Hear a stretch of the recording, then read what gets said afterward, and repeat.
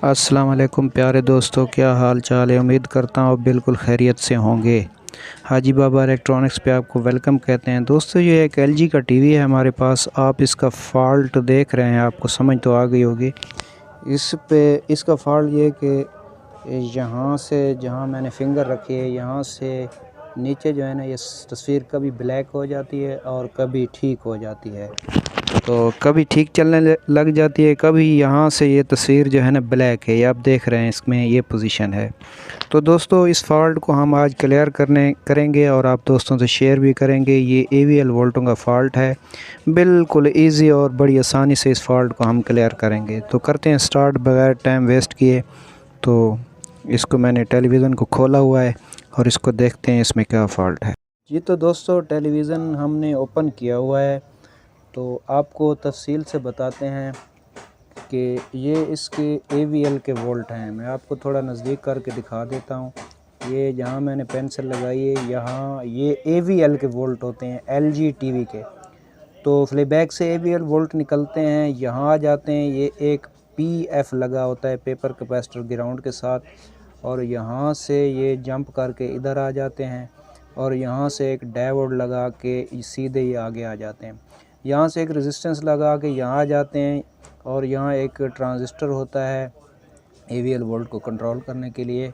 तो मैंने इसका फ़ॉल्ट बहुत ट्रेस किया है। मैंने यहाँ आप देख रहे हैं कि यहाँ इस IC पे भी मैंने थोड़ा सा काम किया है, यहाँ भी। और आप देख सकते हैं मैंने ये ट्रांजिस्टर भी चेंज कर दिया। उसके बाद ये कैपेसिटर 180 वोल्ट वाला ये भी चेंज कर दिया। और यहाँ एक जो ट्रांजिस्टर होता है वो भी चेंज किया। ये रेजिस्टेंस वगैरह ये कैपेसिटर भी चेंज किया। और यहाँ सप्लाई पे भी मैंने बहुत सारा काम किया, लेकिन ये फ़ॉल्ट क्लियर नहीं हुआ। तो मैंने ये फ़ॉल्ट क्लियर किया और मैंने सोचा कि आप दोस्तों के साथ शेयर कर दूँ। तो दोस्तों यहाँ आप देख रहे हैं ये एक कैपेसिटर है। ये कैपेसिटर एक साइड से अपना जी तो दोस्तों ये कैपेसिटर इसमें लगा हुआ है। एक साइड से ये कैपेसिटर ग्राउंड के साथ है, दूसरी साइड से ये कैपेसिटर इसके एमीटर के साथ कनेक्टेड है। ये आप देख सकते हैं, ये जो ट्रांजिस्टर है इसके एमीटर के साथ कनेक्टेड है। जो AVL वोल्ट इस ट्रांजिस्टर पे आ रहे हैं। तो इसका ये कैपेसिटर डीवैल्यू हो चुका है। हम इस पे एक नया कैपेसिटर लगा के देखेंगे और इसको चेक करेंगे कि इसका फ़ॉल्ट क्लियर होता है कि नहीं। ये मेरे पास कैपेसिटर है जनाब, तो आप ये देख सकते हैं। ये मैंने किसी बोर्ड से निकाला है 47 UF 50 वोल्ट। तो मैं ये कैपेसिटर यहाँ इसके ऊपर लगाऊंगा। तो इसके लगाने से मैं आपको मिरर पे चेक करवाता हूँ, ये हमारा फ़ॉल्ट क्लियर होता है। ये अभी मैंने कैपेसिटर लगा दिया है, आप देख सकते हैं फ़ॉल्ट क्लियर है। मैंने कैपेसिटर अभी इसको जो हटाऊंगा तो ये थोड़ी देर बाद इसमें फ़ॉल्ट आने लग जाएगा। तो इस कैपेसिटर के लगाने से ये फ़ॉल्ट दूर हो जाता है और फिर कुछ देर बाद ये फ़ॉल्ट आ जाता है।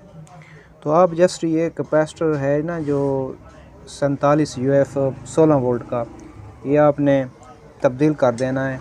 जो एक साइड ग्राउंड से कनेक्टेड है और दूसरी साइड ये कैपेसिटर एमीटर के साथ कनेक्टेड है। ये जो ट्रांजिस्टर AVL वोल्ट के लिए लगा हुआ है इसके एमीटर के साथ कनेक्टेड है।